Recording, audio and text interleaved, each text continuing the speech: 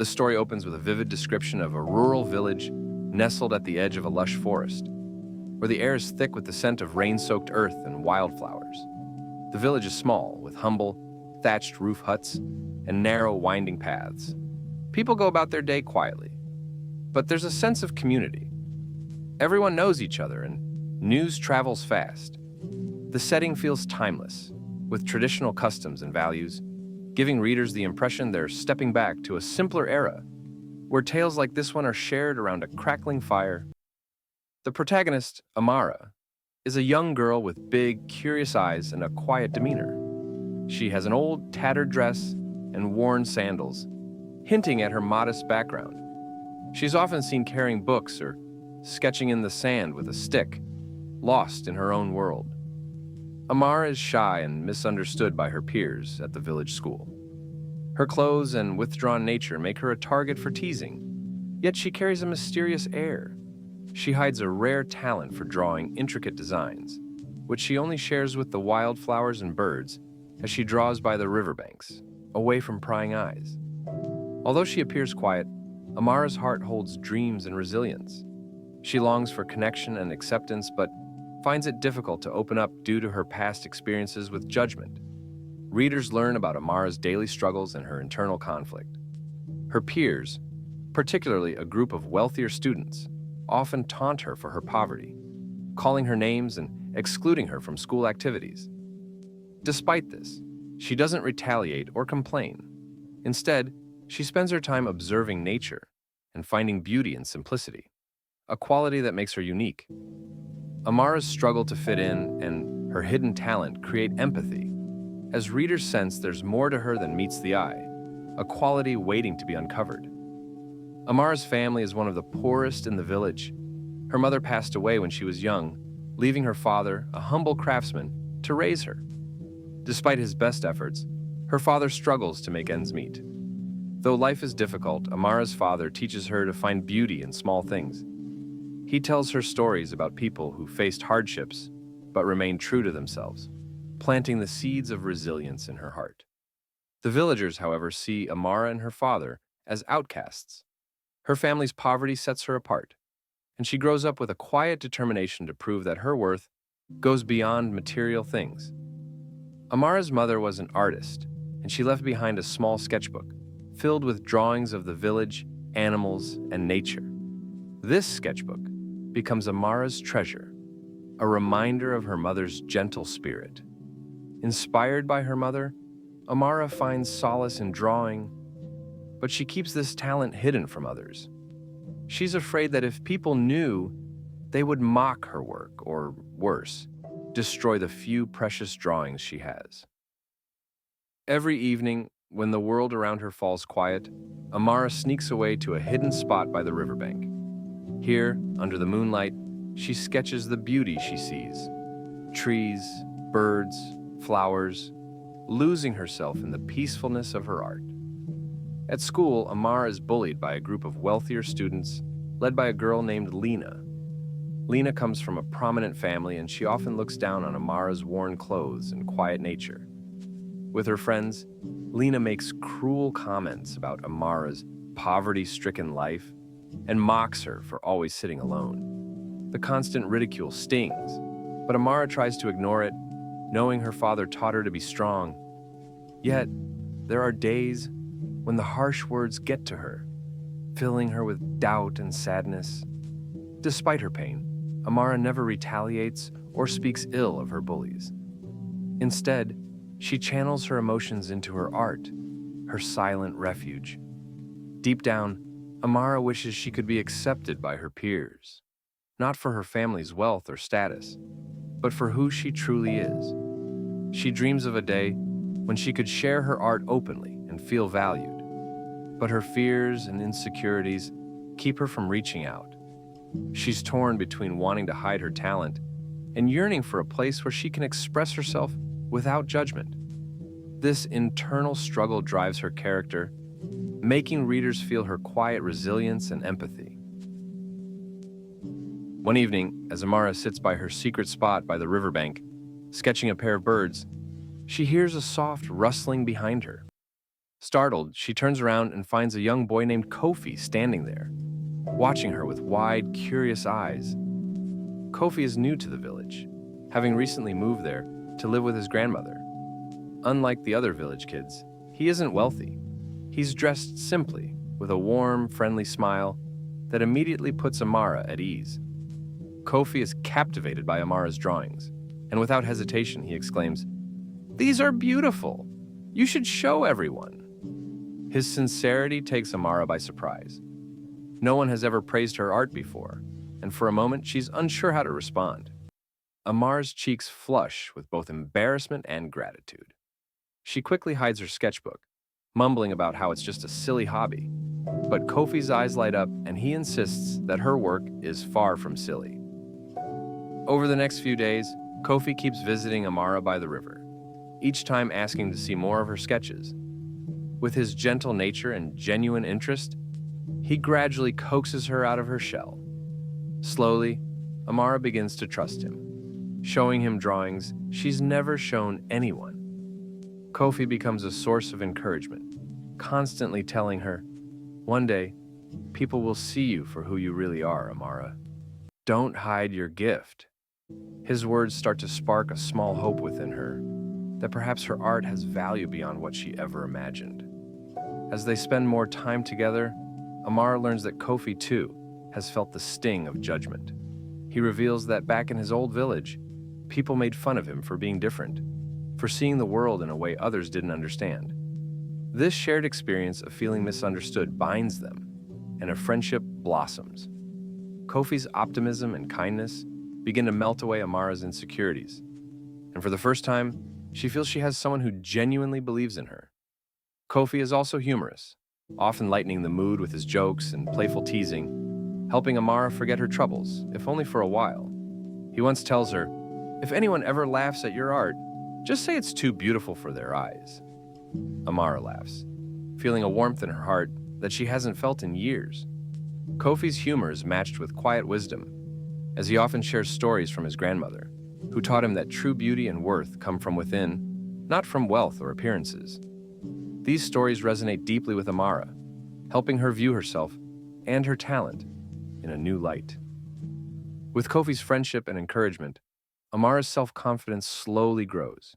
She starts to believe that maybe, just maybe, her art could mean something. Though she still keeps her talent hidden from others, the seed of self-worth that Kofi planted begins to take root in her heart.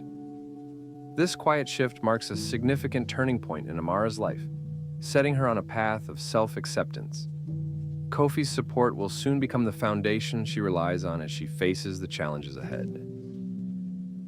One day, as Amara quietly makes her way to class, she notices the other students whispering and casting sneering glances her way. Some of the wealthy students, particularly a girl named Maya, have noticed her growing confidence and are not pleased. Maya, who comes from a prominent family, has long enjoyed being the center of attention, and she takes Amara's quiet strength as a personal challenge. With a smug grin, she tells her friends, "Let's see how long she'll last here. After all, she's just a nobody from the village." Later that day, Kofi warns Amara about the cruel words he overheard. His usual lighthearted tone is replaced by worry as he tells her, "People like Maya don't like it when someone they think is beneath them begins to rise. They're afraid of losing their place." Though Amara brushes it off, trying to appear unbothered, Kofi's concern lingers in her mind. She has faced judgment before, but something about this feels different. It isn't just petty gossip. There's a bitter edge to it. A few days later, Maya and her friends manage to sneak into Amara's desk and find her sketchbook, flipping through her drawings with mock curiosity. They scoff at the delicate sketches of birds, rivers, and village scenes. "So, the little village girl thinks she's an artist?" Maya jeers, holding up the book for everyone to see. This public humiliation crushes Amara. She wants to snatch her sketchbook back, to hide her art away again, but her legs feel heavy, frozen under the weight of their laughter. That evening, Amara sits by the riverbank, holding her sketchbook to her chest, feeling a familiar wave of self-doubt and shame. When Kofi finds her, he sits beside her in silence, allowing her the space to gather her thoughts. "They don't understand, Amara," he finally says, his voice gentle yet firm. "People laugh when they're scared or jealous. Your art shows something they can't see or feel, and that frightens them." His words soothe her, but the hurt remains. The next day, Amara decides to face her fears and confront Maya. She doesn't want to retaliate with anger, but she does want to make herself heard. With Kofi by her side, she approaches Maya and says quietly, "You can laugh if you want, but my art means something to me, and I won't let you take that away." Maya, taken aback by Amara's calm defiance, narrows her eyes, sensing an inner strength that she can't quite diminish. However, her pride won't allow her to back down so easily, and she begins to plot something far worse. Not content with public mockery, Maya decides to use her influence to have Amara expelled. She whispers lies about Amara, suggesting that she stole something valuable from the art room. With her family's influence, Maya convinces the teachers to consider her accusations seriously, despite a lack of evidence. Amara is summoned to the headmaster's office, where the gravity of the situation weighs on her heavily. She realizes that Maya's jealousy has reached a dangerous level, one that could cost her the chance to continue her education. Meanwhile, Kofi learns of Maya's scheme and hatches a plan to help clear Amara's name. He gathers a few students who have quietly admired Amara's art, convincing them to speak up on her behalf. Together, they approach the headmaster, vouching for Amara's character and emphasizing the unfairness of the accusations. With Kofi's courage and the support of her peers, Amara finds herself standing up against the injustice, a strength growing within her that she never knew she had. With Kofi and her classmates rallying to support her, Amara feels a surge of confidence she's never felt before. For the first time, she's not just surviving the school days, she's thriving. She begins to hold her head a little higher, walks through the school halls with newfound assurance, and no longer hides her art. Her sketches, once tucked away in private, now become a small display by her desk, admired by a few of her braver classmates. As more students begin to see Amara's talent, they treat her with more respect. Some who once mocked her now compliment her sketches, and she's occasionally invited into conversations she would have once watched from afar. This change makes Amara feel valued, but a small part of her begins to enjoy this attention, perhaps a little too much.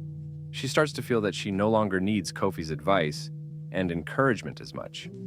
Though she appreciates him, she becomes slightly distant, spending more time with her new friends and sometimes brushing off his playful, comforting words as childish. Kofi observes this change with a quiet sadness. He misses the Amara who used to find solace in his company, who would listen to him and laugh at his jokes. One day he tries to pull her away from a group of students admiring her work, inviting her to join him by the river like they used to.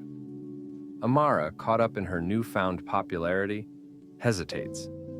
"Maybe later, Kofi," she says with a dismissive smile. His face falls, but he nods, leaving her to bask in her new world. It's the first time Kofi has felt truly left behind, but he doesn't tell her this. Maya, who has been watching Amara's transformation with growing resentment, notices the slight distance between Amara and Kofi. She realizes that, while she couldn't break Amara's spirit before, she might be able to exploit this change in her character. Maya begins subtly spreading rumors that Amara has become arrogant and thinks herself better than the other students. "Have you noticed how she hardly talks to Kofi anymore?" she whispers to others. "It seems all this praise has gone to her head." Amara hears these rumors, but dismisses them at first, confident that they're just words. However, a nagging feeling grows within her, a sense of guilt, like a faint echo from the past. She realizes she hasn't spent much time with Kofi, the one friend who stood by her from the beginning. Yet, a part of her brushes it aside, justifying that she deserves some recognition after everything she's endured. This internal tug-of-war between humility and pride starts to unsettle her, though she keeps pushing it down, choosing to focus on her newfound social circle. One evening, Kofi asks Amara to come with him to watch the sunset by the river, a tradition they both cherished. She considers it, but ultimately chooses to attend a gathering with her new friends instead, thinking, Kofi will understand. I'll make it up to him later. Kofi watches her walk away, feeling the sting of her absence deeply. He waits by the river alone, the place that once held their laughter and secrets, now filled with silence. For the first time, he realizes that the Amara he knew might be slipping away. At the gathering, surrounded by students who praise her art, but know little about her true self, Amara starts to feel an emptiness creep in. Their words feel hollow, lacking the warmth and genuine care she shared with Kofi. The laughter around her feels distant, like a song sung out of tune. In that moment, she realizes that she has been so focused on winning the approval of those who once looked down on her that she has begun to lose the one person who truly saw her heart. One afternoon, word spreads that Maya and her group are planning an art showcase at the school festival, claiming they want to spotlight students with talent. Amara, intrigued, believes this might be her chance to present her artwork to the school in a formal way. However, as the day of the showcase draws near, she notices a shift in the attitude of the students around her. People whisper and glance at her with sly smiles. Kofi tries to warn her that something doesn't feel right, but she dismisses him, believing her hard work will finally get her the admiration she deserves. At the showcase, Maya approaches Amara with a warm smile and invites her on stage to share her art. Amara, touched by this unexpected gesture, steps forward, holding her sketches with pride. As she begins to display her work, Maya suddenly cuts in with a mocking tone, ridiculing Amara's sketches. "Isn't it funny," she says to the crowd, "how someone like Amara thinks she's an artist?" The audience erupts in laughter, with some students openly sneering, and Amara's heart sinks as she realizes she's been set up. Amara tries to defend herself, but Maya's words sting like daggers. "You used to be so quiet, and now think you're better than us? You're nothing more than a dreamer who doesn't belong here," Maya taunts, her words striking deep. Amara's confidence shatters. She feels the same insecurity and isolation she once battled, magnified tenfold by this public betrayal. She scans the crowd, desperate to see a friendly face, but her new friends only watch with amused smiles. In that moment, she feels utterly alone. Heartbroken and humiliated, Amara looks around for Kofi, realizing too late how much his presence and support have meant to her. She recalls all the times he stood by her, how he believed in her before anyone else did. She remembers how she brushed him aside, ignoring the only friend who truly understood her. In her mind, she replays his gentle words and sees his warm smile. For the first time, she feels the depth of her mistake, realizing she has not only lost his friendship, but also betrayed his faith in her. In her shame, Amara seeks out Kofi, who sits quietly by the riverbank, a place that once held so many happy memories. She approaches him slowly, her heart heavy with remorse, and sits down beside him in silence. At first, Kofi says nothing, sensing her pain and waiting for her to speak. Finally, with tears in her eyes, Amara whispers, "I'm so sorry, Kofi. I let my pride and the need for approval take me away from the only person who truly saw me. I was blinded by their praise and forgot who I am and what truly matters." Kofi listens to her with quiet understanding. "Amara," he says softly, "I was never angry, only saddened to see you lose yourself. The world's praise can be a bright but empty light. True friends are like stars in the night sky. They shine quietly, but they'll guide you even when everything else fades." His words bring comfort to Amara's aching heart, and she understands that real strength lies not in the admiration of many, but in the kindness and support of those who love her unconditionally. In the days that follow, Amara begins to rebuild herself with humility and purpose.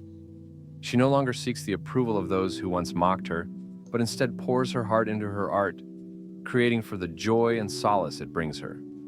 Though some students still whisper and laugh, Amara no longer pays them any mind.